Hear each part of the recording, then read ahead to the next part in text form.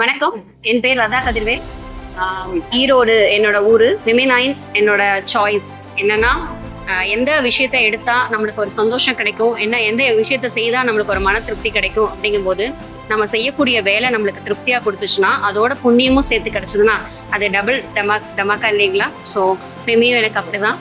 நான் ஃபெமி ஒரு யூஸராக இருந்தேன். 13 வருஷம் நான் யூஸராக இருந்ததோட என் குழந்தைக்கு நல்லதை செய்யணும்னு நினச்சி நான் செய்த பெரிய விஷயம் என் குழந்தைக்கு நான் அதை கடத்தினேன். அவள் ஆரோக்கியமாக இருக்கா, அப்போ என் குழந்தை மட்டும் ஆரோக்கியமாக இருக்கணும்னு நினைக்கிறது செல்ஃபிஷ் இல்லைங்களா? ஸோ என்ன மாதிரி என் குழந்தை மாதிரி சமுதாயத்தில் இருக்கிற ஒவ்வொரு குழந்தையும் அவரோட மாதவிடாய் காலங்களில் ரொம்ப சௌகரியமாக இருக்கணும். அதை தாண்டி இந்த சமுதாயத்தில் இவ்வளோ ஃபர்டிலிட்டி சென்டர்ஸ் ஏன் அப்படின்னு ஒரு தாட். அது கோமதிமா விதைச்ச விதைய நாங்கள் எல்லாரும் விருட்சமாக சுமந்துட்டு போகிறோம். ஸோ ஃபர்டிலிட்டி சென்டர்ஸ் இனிமேல் இருக்கவே கூடாது. அது ஒரு பெரிய என்னோட கோல் செட்டிங்கில் அது ஒன்று எழுதியிருக்கேன்.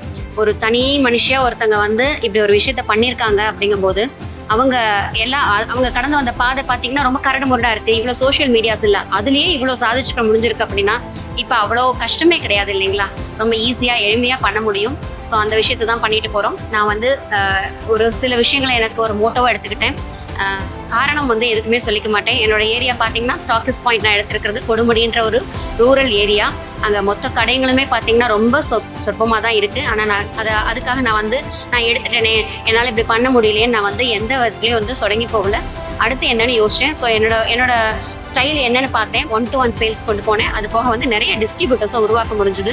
ஸோ நாம் கற்றுக்கிட்ட விஷயத்த, கடைப்பிடிக்கிற விஷயத்த கற்றுக் கொடுத்தோம். அவ்வளோதான், வேற ஒன்றும் கிடையாது. கற்றுக்கிறோம், கடைப்பிடிக்கிறோம், கற்றுக் கொடுக்குறோம். இவ்வளோதான். நடுவில் காசு. அந்த காசு தான் எல்லாருக்குமே முக்கியமானதாக இருக்குது. அஃப்கோர்ஸ் அதுதான் எல்லாருமே நான் செய்யக்கூடிய ஒரு விஷயம் என் குடும்பத்துக்கு ஒரு பெரிய சப்போர்ட்டாக இருக்குன்னா why not it? அப்போ நான் செய்கிறேன். அதில் எனக்கு பொருளாதார வளர்ச்சியும் கிடைக்குது. அது கூட எனக்கு நான் செய்கிற விஷயம் எனக்கு புண்ணியமும் சேர்க்குதுன்னா டபுள் விஷயம் தானேங்க. ஸோ புண்ணிய கர்மா. ஒரு ஃபெமியை நான் எப்போவுமே ஒரு புண்ணிய கர்மாவாக தான் பார்க்குறேன். என்கிட்ட 56 டிஸ்ட்ரிபியூட்டர்ஸ் இருக்காங்க, சூப்பர் டிஸ்ட்ரிபியூட்டர்ஸ் இருக்காங்க. அவங்க எல்லாருக்கிட்டையும் நான் இதை கொண்டுட்டு போயிட்டு இருக்கேன். அவங்களையும் ஒரு தொழில் முனைவராக ஆக்கிட்டு இருக்கேன். இது சமுதாயத்துக்கு நான் செய்கிற ஒரு பங்காக இருக்கேன். அதில் சந்தோஷமாக கிடைக்குது. என்னுடைய பொருளாதாரமும் சிறப்பாக இருக்குது. ஸோ எனக்கு ரொம்ப சந்தோஷமாக இருக்குது, நிறைவாக இருக்கேன். ஃபெமி எனக்கு இது கொடுத்தது 3வது மேடையில் இது என் கையில் இருக்கக்கூடியது 5வது பரிசு. ஸோ ஃபஸ்ட்டு மதுரையில் நடந்த ஃபங்க்ஷனில் நான் 3 அவார்டு வாங்கினேன். தென் அடுத்த நடந்த GBC 1ல் எனக்கு சிங்கப்பெண் அவார்டு கிடைச்சிது. நான் ஒரு 3 ஸ்டாரோட வந்தேன்.